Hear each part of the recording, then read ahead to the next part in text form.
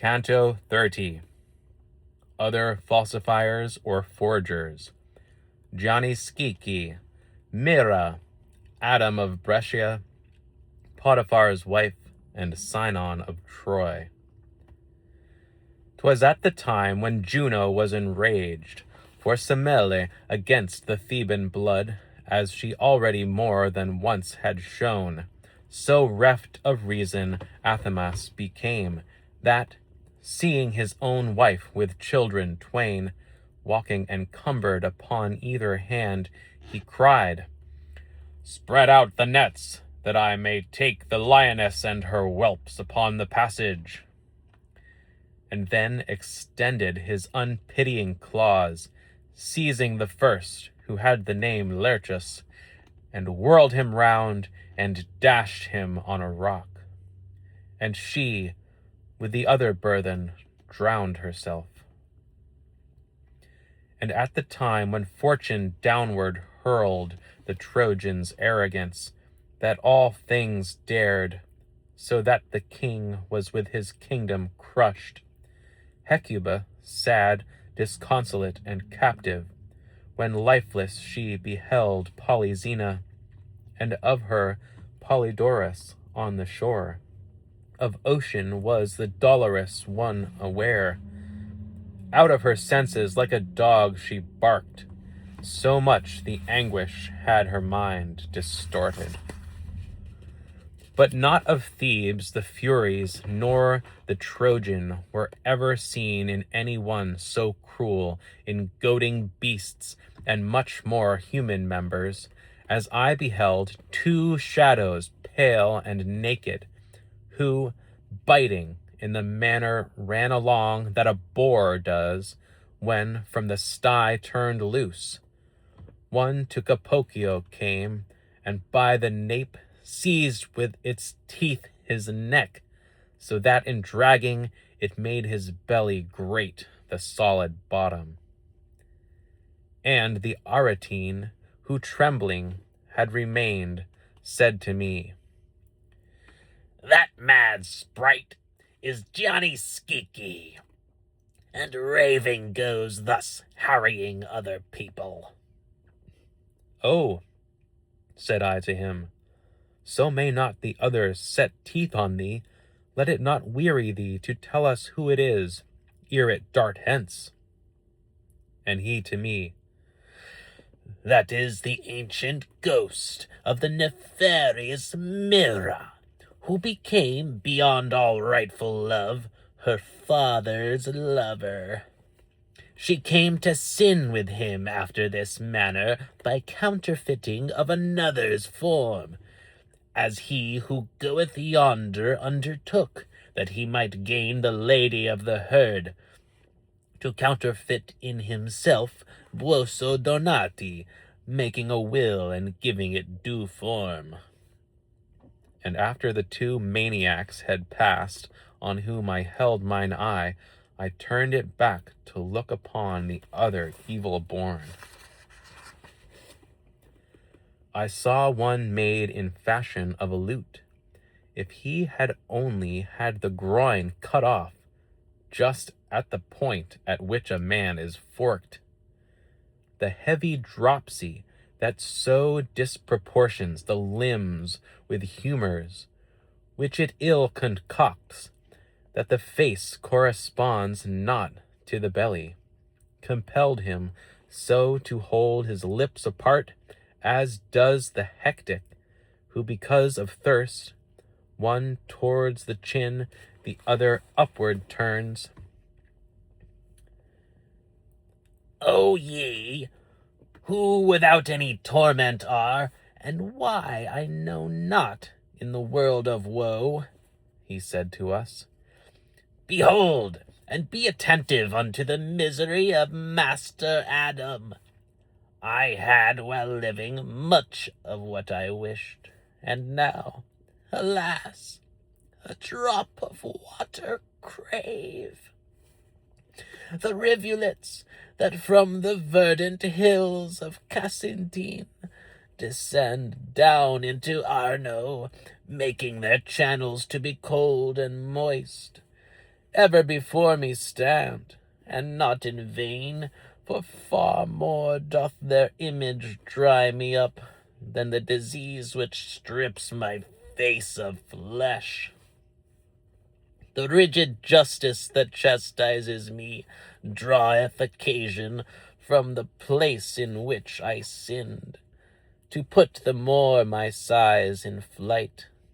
There is Romana, where I counterfeited the currency imprinted with the Baptist, for which I left my body burned above. But if I here could see the tristful soul of Guido or Alessandro or their brother, for Branda's fount I would not give the sight. One is within already, if the raving shades that are going round about speak truth. But what avails it me whose limbs are tied? If I were only still so light that in 100 years I could advance 1 inch, I had already started on the way, seeking him out among this squalid folk, although the circuit be 11 miles and be not less than half a mile across. For them am I in such a family, that they did induce me into coining florins, which had 3 carats of impurity. And I to him, Who are the 2 poor wretches that smoke like unto a wet hand in winter, lying there close upon thy right hand confines? I found them here, replied he, when I reined into this chasm, and since they have not turned, nor do I think they will forevermore. One, the false woman, is who accused Joseph. The other, the false Sinon, Greek of Troy. From acute fever they send forth such reek. And one of them, who felt himself annoyed at being, peradventure, named so darkly, smote with the fist upon his hardened paunch. It gave a sound as if it were a drum, and Master Adam smote him in the face with arm that did not seem to be less hard, saying to him, Although be taken from me all motion, for my limbs that heavy are, I have an arm unfettered for such need. Whereat he answer made,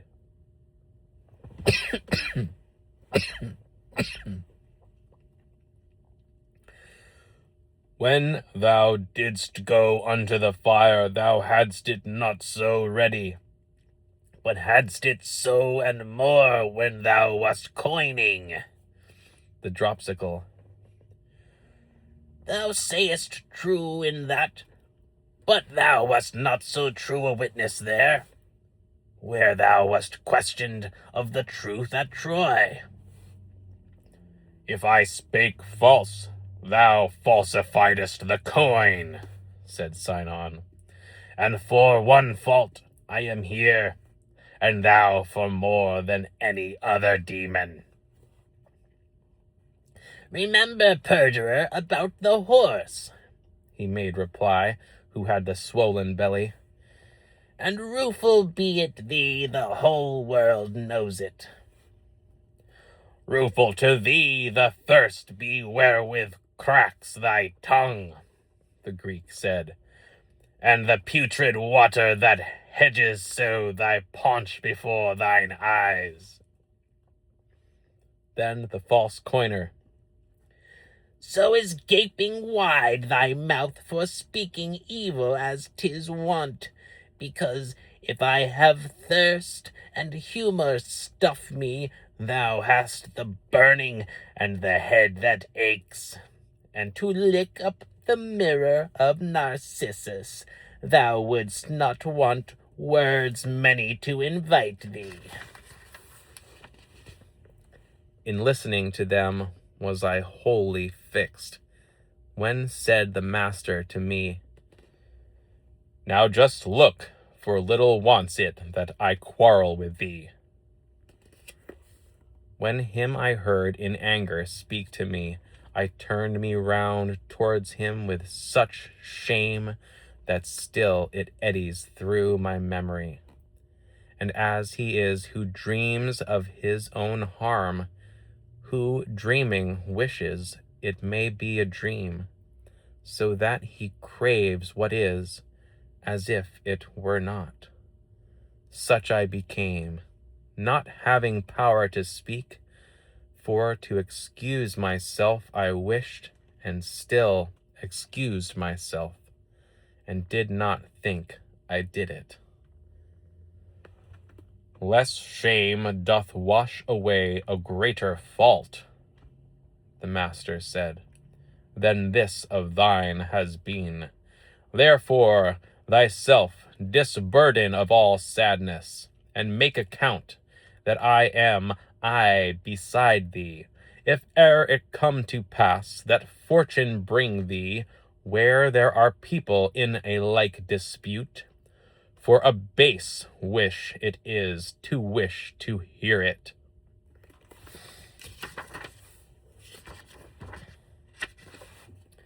That mad sprite is Johnny Skeeky, and raving goes, thus harrying other people.